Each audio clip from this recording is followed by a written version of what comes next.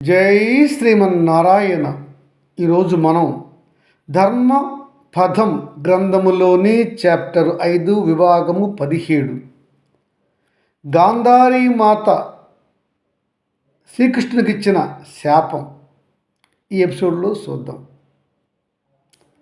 గాంధారీ మాత కోపంతో అలా అనేసరికి అది విన్న మహారాజు జనమేజయుల వారు తన ముందున్న బ్రాహ్మణోత్తముడితో అంటున్నాడు, వైశంపాయన మహాశయ, తన పుత్రులు అధర్మపురులు, మహారాణి ద్రౌపదికి పాండవులకు వారు చేసిన పాపాలు ఇన్ని అన్నీ కావు. అవన్నీ మరచిపోయి ధర్మాన్ని కాపాడిన దేవుడైన శ్రీకృష్ణ పరమాత్ముడికి తన పాతివ్రత్య మహాత్మ్యంతో అలా శపిస్తుందా? ఇది ఏమి ధర్మము అని అడిగాడు. అవును మహారాజా, వాస్తవమే. ఈ కోపముతో తన కుమారులు లేరు, మనుమలు లేరు, కొడుకులు లేరు, ఎవరూ లేరు అనే కోపంతో గాంధారీ మాత పాతివ్రత్యముతో ఉన్నప్పటికీ కూడా పుత్ర ప్రేమ పౌత్ర ప్రేమ వల్ల కోపముతో శ్రీకృష్ణ పరమాత్ముడిని ఇలా ఆమె శపిస్తూ ఉన్నది. మహారాజా, శ్రీకృష్ణ, నేను ఇంతకాలం వరకు పాతివ్రత్యముతో చేసినటువంటి తపస్సు శక్తి వల్ల అబ్బినటువంటి ఫలంతో నిన్ను శపిస్తున్నాను.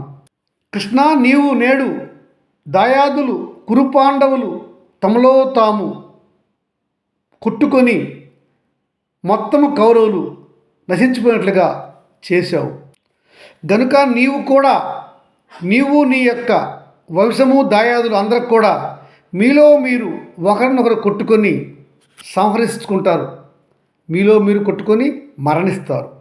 ఇలా మీ వంశములన్నీ నీతో సమానంగా, నీతో బాటుగా, మీ వంశములన్నీ నీతో బాటుగా నేటికి 36 సంవత్సరముల తరువాత ఒకరినొకరు కొట్టుకొని మరణింతురుగాక. ఇంకా నీవైతే దిక్కులేని చావు, అరణ్యాలలో ఎవరూ లేని చోట మరణిస్తావు. ఇందుకు తప్పదు. ఈనాడు ఎలాగైతే కురుకాంతలు విలపిస్తున్నారో భర్తలు లేక, అలా ఆనాడు మీ యాదవ వంశములన్నీ కూడా భర్తలు లేక వారి యొక్క సతులు వ్యభింతురుగాక అని గాంధారీ మాత తన పాతివ్రత్య తపశ్శక్తి అంతా ధారపోసి శ్రీకృష్ణ పరమాత్ముడికి శాపం ఇచ్చింది. మహారాజా, ఇది చాలా పెద్ద ఘోరమైన శాపమే. అయినప్పటికీ కూడా శ్రీకృష్ణ పరమాత్మ ధర్మము, సత్యము, భూత భవిష్యత్ వర్తమానములు తెలిసిన వాడు కనుక ఇటువంటి జంకు లేక చిన్న చిరునవ్వు నవ్వుతూ శాంతంతో గాంధారీదేవితో ఇలా అంటున్నారు. గాంధారీదేవి అత్త గాంధారీదేవి, మా యదువంశానికి మునులు ఇచ్చిన శాపం ఎలాగూ ఉండనే ఉన్నది. వారు కూడా నీలాగనే ఇంతకు ముందే మా యాదవ వంశం మొత్తం 36 సంవత్సరాల తర్వాత నాశనం అవుతుందని శాపం ఇచ్చారు. మళ్ళా నీ వల్ల ఈ శాపం వచ్చింది. దీనివల్ల ఉపయోగం ఏమున్నది? రెండు ఒకటే కదా. యాదవ వీరులను దేవతలకు కూడా జయింప జాలరు, అంతటి యదువంశము మాది. కానీ మునివరులు విశ్వామిత్ర, దూర్వాస, వశిష్ఠ, నారదులు ఇచ్చిన శాపం ఫలించగలదు. ఈ విషయం నాకు ముందే తెలుసును. మరియును ఆనాటికి మా యదువంశము అక్కడికి నాశనము కావలసి ఉన్నది, అది కూడా నాకు తెలియను.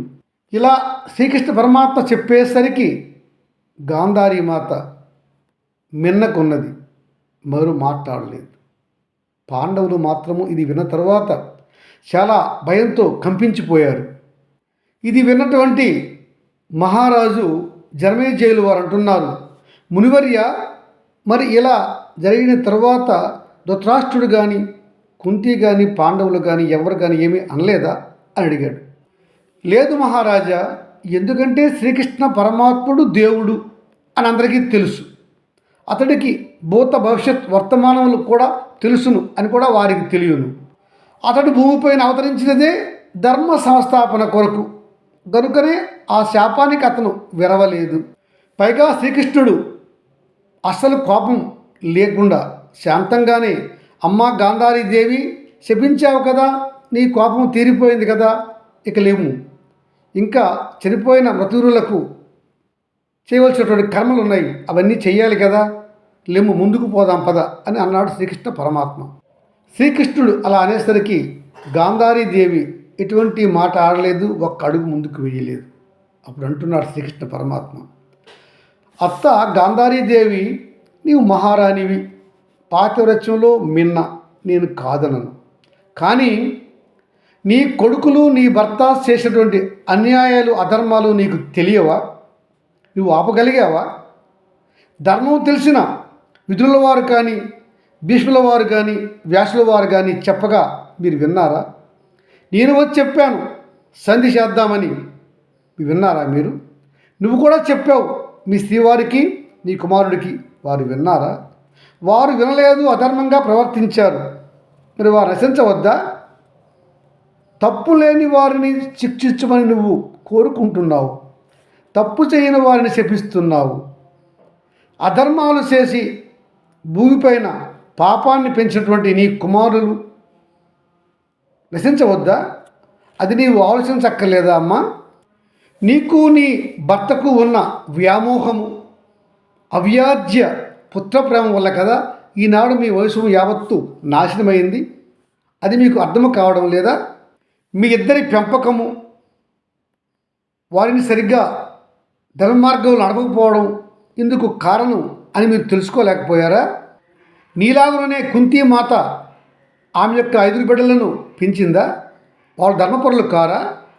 మరి ధర్మంగా ఉన్నవారు ఎందుకు నశించిపోతారు? ధర్మం లేనివారు నీ కొడుకులు.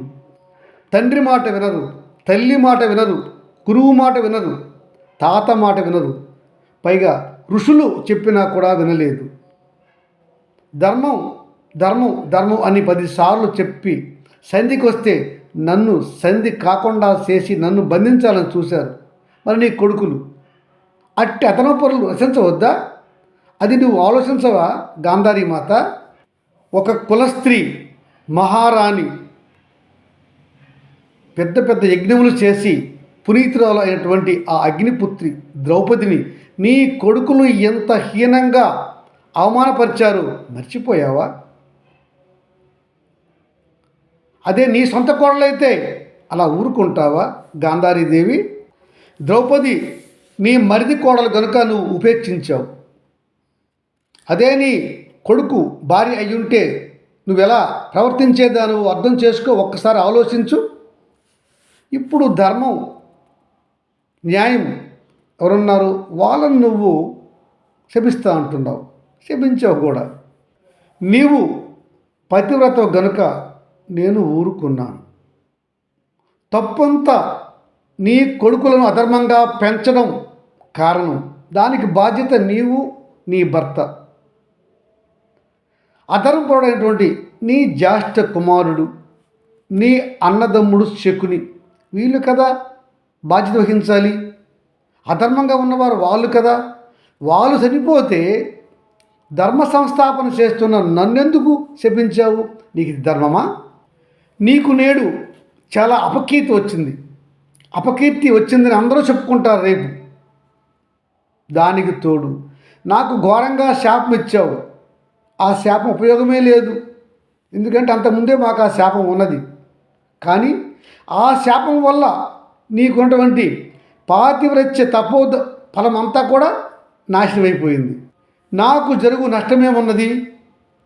నేటి 36 ఏళ్ళు తర్వాత మా యదువంశము నాశనము కావలసి ఉన్నదని నాకు తెలుసు. అప్పటితో నాకు కూడా ఈ భూమిపై ఉండవలసిన అవసరం లేదు, అది కూడా నాకు తెలుసు. నాకు చేసిన నష్టమే ఉన్నది? నన్ను శపించి నీ తపో ధనాన్నంతా ఖర్చు చేసుకున్నావు. ఇలా శ్రీకృష్ణ పరమాత్మ కౌరవుల యొక్క పాపములు, ధర్మానికి చేయవలసిన పని చేయలేదు అనేది ధృతరాష్ట్ర గాంధారీలకు ఆ బాధ్యత ఉన్నది, వారు చేయలేదు అనేది కూడా వివరించాడు. పాపం అంతా కురువీరులలోనే, అంటే సుమారుగా ధృతరాష్ట్రుని కుమారుల్లోనే ఉన్నదని ధృవీకరణ చేశాడు శ్రీకృష్ణ పరమాత్మ. అలా చెవులలో చిల్లు పడినట్లుగా, సీసం పోసినట్లుగా ధృతరాష్ట్రునికి గాంధారికి శ్రీకృష్ణుని మాటలు చేరాయి. ఆమె రెండు చెవులు మూసుకున్నది. శ్రీకృష్ణుడు చెప్పేవి అన్నీ వాస్తవములే కదా అంటూ ఆమె తీవ్రంగా లోలోన ఘోషించింది. శ్రీకృష్ణుని మాటలకు గాంధారీదేవి చెవులు చిల్లులు పడి కాలిపోయాయి. ఆమె అంతర్మదనంలో ఘోషిస్తున్న ఘోష ఇంత అంత కాదు. అది శ్రీకృష్ణ పరమాత్ముడికే తెలియను, ఆమెకే తెలియను. జై శ్రీమన్నారాయణ.